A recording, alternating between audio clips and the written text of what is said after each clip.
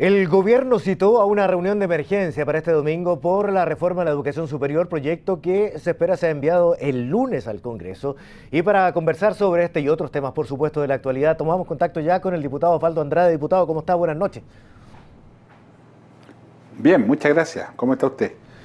Muy bien, diputado. Vamos a partir obviamente con lo ya señalado, la reforma de la educación superior, proyecto que debería ser enviado el lunes. Sin embargo, ya hay voces al interior de los rectores de las distintas universidades, del Estado, del G9, las universidades privadas, pero también de representantes de la nueva mayoría en el Parlamento, que dicen que es mejor que por estas diferencias se aplace nuevamente por novena vez el proyecto. ¿Qué le parece? Yo creo que este es un proceso ya agotado.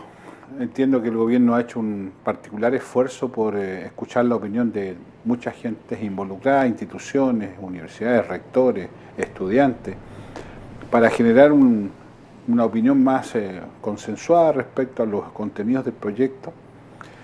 Yo creo que se ha avanzado, se ha retrocedido, no ha sido un proceso lineal, pero a estas alturas y después que el propio gobierno se autodecretó un plazo, creo que lo que corresponde es enviar el proyecto y empezar a tratarlo en el Congreso Nacional, que es donde se produce la deliberación política definitiva.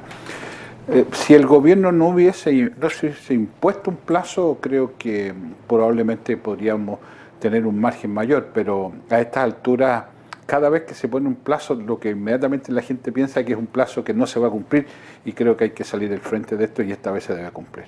O sea, ¿usted estaba más de acuerdo con la opinión de Ignacio Walker, que sería doblarle la mano a la presidenta según él señala? Sin embargo, otros dicen que, dado la naturaleza del proyecto, como base y emblema del propio gobierno, es necesario que esté más acotado. No soy partidario ni la opinión ni de uno ni de otro, no me hago cargo de esa parte porque tengo la sensación de que hay gente que está más involucrada en el contenido y le puede gustar más o menos lo que se ha avanzado. Quiero salirme de ese enfoque. Lo que hago es un enfoque más bien solo desde la política. El gobierno comprometió un periodo, un plazo, ha hecho un esfuerzo, efectivamente hemos tenido detractores muy importantes en los últimos días, particularmente los rectores de las universidades estatales, lo que constituye una opinión al menos inesperada, para decirlo de alguna manera, pero creo que a estas alturas insistir en un esfuerzo prelegislativo no tiene mucho sentido, la verdad. Yo creo que llegó el momento en que el Parlamento, que es el lugar donde desde la política se tienen que expresar las controversias, se pronuncia al respecto. Y por cierto, no le tengo ninguna duda a usted que en el trámite parlamentario se escucharán a todas las opiniones que puedan expresar los actores sociales, académicos, estudiantiles que sea menester escuchar. Pero mi impresión es que insistir en el prelegislativo está un poquito agotado. Esa es mi impresión. Al margen de, le reitero, si esto tiene que ver con doblar la mano a alguien o si me gusta más cómo está o menos cómo está. Yo creo que es el momento de discutirlo en el Parlamento simplemente.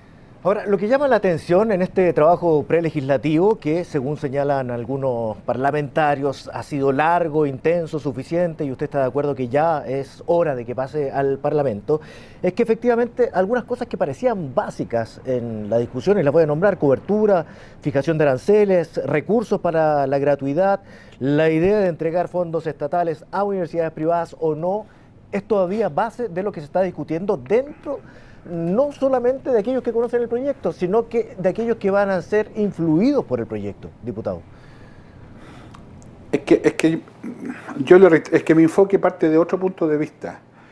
Yo no soy de los que resigna las competencias parlamentarias, yo no soy de los que renuncia al mandato que tengo en la ciudadanía. Entonces, yo creo que es muy importante la tarea prelegislativa, pero tiene un momento de término. Y se tienen que hacer cargo aquellos que hemos sido electos para hacernos cargo. O sea, yo tengo gran respeto por todos los actores sociales que han sido, a quienes se les ha solicitado su opinión, pero llega un momento en que eso también se termina.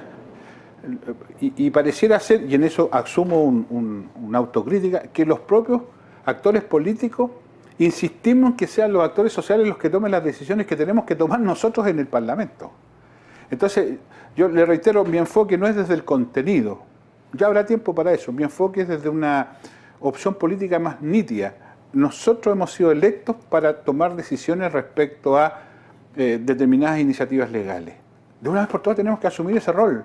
No podemos estar cada vez que tengamos una dificultad, esperar que los actores sociales nos resuelvan el problema. Yo discrepo de eso como enfoque.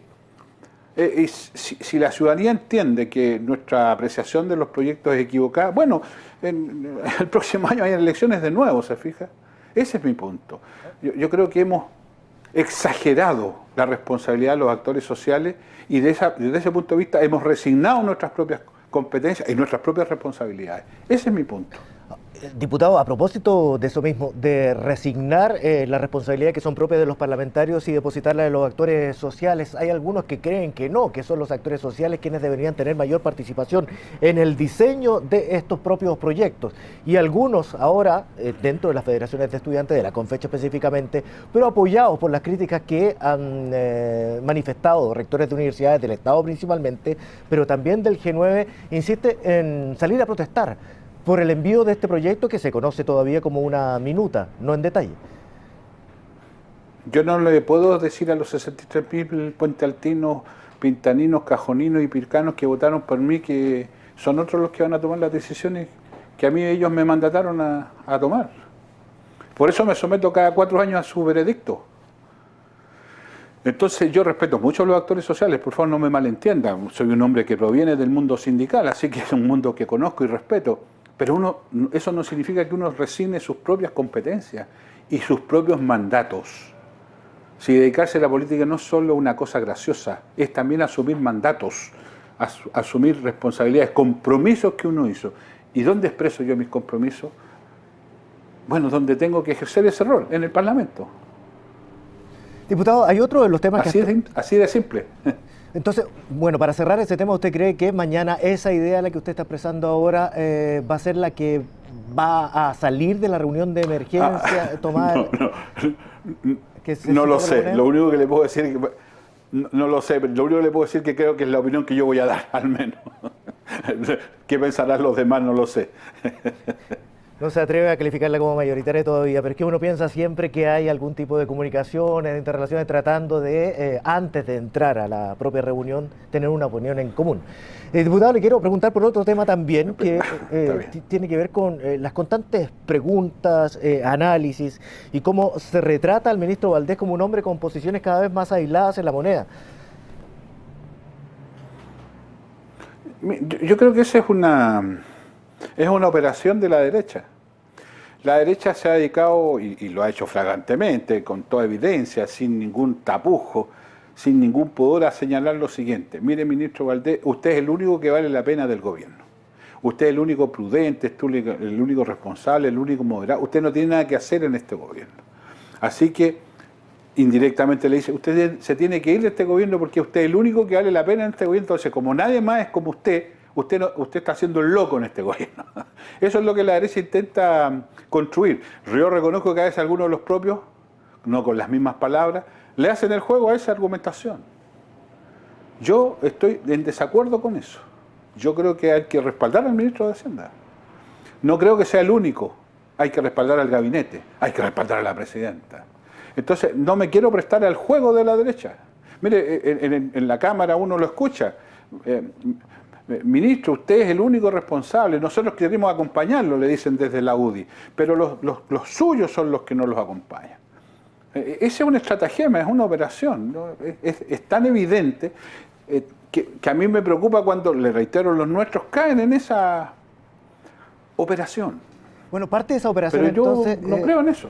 Sí, diputado, parte de esa operación entonces lo señalado por el senador Coloma en cuanto afirma hoy que tras la salida del ministro Burgos se acabó cualquier labor de contención para la izquierda en nuestro país. Es titular incluso en un diario capitalino. Sí, lo leí. Bueno, 2 comentarios al respecto. Yo siempre pensé que la derecha, una de sus tareas era contener a la izquierda en el país. Veo que el senador Coloma ha renunciado a esa tarea y se la quiere adjudicar a otros. Lo que no son capaces de hacer ellos, quieren que lo hagan otros, y se lo adjudica al exministro Burgos. Yo lo puedo entender. Yo tengo la impresión de que el senador Coloma y la UDI hoy día tienen que estar preocupados de contener a los fiscales y al Ministerio Público. Así que yo soy benevolente con el senador Coloma, lo entiendo. Pero lo que sí le quiero transmitir, para que no se preocupe de estos otros, es que acá nadie tiene que contener a nadie. Nosotros tenemos un acuerdo de centro y de izquierda que respalda un gobierno. Tenemos las tensiones propias de dos opiniones, historia, idiosincrasia, vicisitudes que nos hacen diferentes, pero hemos sido capaces de construir un acuerdo para gobernar. Yo entiendo al senador Coloma, lo reitero, yo entiendo que él hoy día tiene que estar preocupado de contener al Ministerio Público, a los fiscales, a los que andan mirando al ex senador Longueira. ¿Entiende? Eso yo lo puedo entender, por eso soy benevolente, pero le reitero que creo que él resigna lo que debe hacer la tarea de la derecha, que es contener a la izquierda. Ahora, en relación a las divergencias que se producen al interior, ahora hablando de la propia nueva mayoría, y lo que ha implicado la salida de figuras como el ministro Burgos dentro de la Democracia Cristiana, se lo voy a introducir por el tema que se ha producido ahora respecto a la discusión por la interrupción del embarazo en 3 causales dentro de ese mismo partido y las acusaciones que hay para con la presidenta y con el partido en general para dilatar ese proyecto más adelante. ¿A usted qué le parece eso? ¿Cuál es su punto de vista? Mire, yo en esto hago una distinción. Cuando uno cumple tareas de gobierno, se somete a las directrices del gobierno. Eso es parte del contrato, es de los términos de referencia de la contratación. Yo fui ministro del Trabajo, no siempre estuve de acuerdo en lo particular con algunas determinaciones que se tomaban, pero las acaté porque era de confianza de la presidenta y ese era mi rol.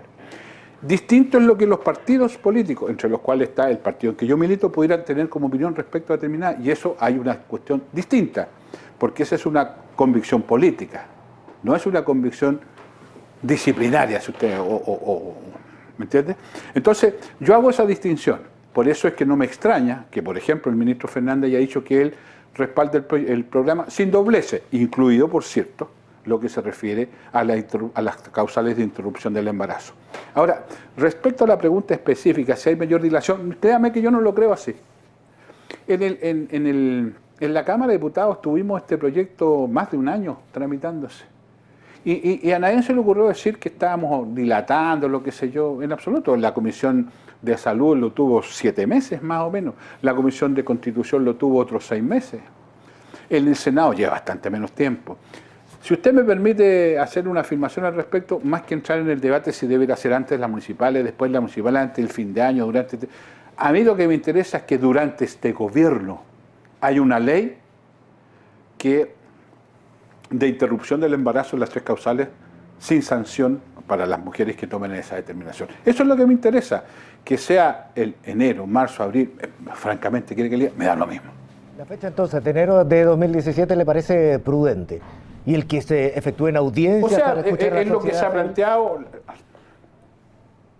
No le escuché. No, es que además se plantea el que se señale por parte de la presidenta de la Democracia Cristiana, Carolina Goich, el que haya que realizar todavía audiencias para escuchar a una parte de la sociedad civil o a las organizaciones de la sociedad civil, que es lo que se acusa como un proceso de dilación. ¿A usted le parece que no es tal, pero está de acuerdo entonces con la misma fecha, con enero de 2017, para que se presente definitivamente? No, perdón, seamos precisos. El primero del 2017, de enero bueno, la fecha que haya sido, es una propuesta que hizo el gobierno, la presidenta de la Comisión de Salud le parece razonable y para mí eso es suficiente. Cuando usted me preguntó, yo le dije, a mí lo que me importa es que durante el gobierno de la presidenta Bachelet se promulgue esta ley. Si eso en enero del 2017, en marzo, abril, me da, francamente, lo mismo, se lo digo con franqueza. Y respecto a lo de las audiencias como perspectiva dilatoria, mire, esta es una vieja discusión en el Parlamento. De pronto, cuando la Comisión de Salud en la Cámara de Diputados tuvo determinadas audiencias, en la Comisión de Constitución hubo algunas audiencias que las repetimos, a pesar de que tenemos expertise distinta. Y más de alguien se le ocurrió decir que a lo mejor estábamos dilatando. Y la verdad es que lo que importa es que los parlamentarios, y sobre todo en proyectos de esta naturaleza, se construyan su propio juicio, donde hay temas valóricos, temas de conciencia. Entonces, que se reciba más gente siempre será mejor. Ahora, claro, lo que nos pasó a nosotros en la Cámara, que había la misma organización, se disfrazaba de distintas instituciones para comparecer en 4 o 5 veces en audiencia a plantear lo mismo. O sea, descubrimos esa trampa. Pero créame que escuchar siempre será sano. Sí, diputado, le tengo que preguntar por el proceso constituyente. Estamos llegando al fin de la primera etapa y ha sido fruto y objeto de elogios por un lado también, pero también bastantes críticas. E incluso se señala que es bien escasa la participación como para ser celebrado por el gobierno. Bueno, leí al senador Larraín que había dicho que esto era un proceso pequeñito, una consultita. Sería bueno que le preguntara a los parlamentarios de la UDI que estuvieron en algunos de los encuentros locales, el diputado Belolio, porque cuando empequeñece al procedimiento, empequeñece a sus propios parlamentarios. Qué lástima que el senador Larraín haga ese tipo de afirmaciones. Lo que yo le puedo decir al respecto es lo siguiente: en el proceso participó la gente que quiso participar. Y va a seguir participando mucha gente. Mire, estamos organizando en pocos días más un encuentro del mundo mormón respecto al proceso constituyente, que se entusiasmó cuando vio al mundo evangélico haciendo un esfuerzo similar, y vamos a reunirnos con, esperamos, unos 200, 250 líderes mormones en el Congreso durante este mes. O sea, este proceso va a continuar. Existan las opiniones que hayan. Si lo que esconden esas opiniones es una cuestión muy concreta. Hay gente que quiere que la Constitución siga siendo la misma. Y yo soy respetuoso de esa opinión. Lo que no respeto es que se encubre esa opinión, que no tengan la cara de decir, mire, a mí me gusta la Constitución y quiero que siga igual porque incluso la encuentro buena. Y que lo digan así, pero entonces, como no se atreven a decirlo así, oradan el procedimiento, ¿no? Que son muy pocos, que a lo mejor son muchos de aquí, pocos de allá. Yo participé en un encuentro local y lo encontré magnífico. Lo hicimos en Colo-Colo. Y créame que a mí me sorprendió. Lo encontré estupendo.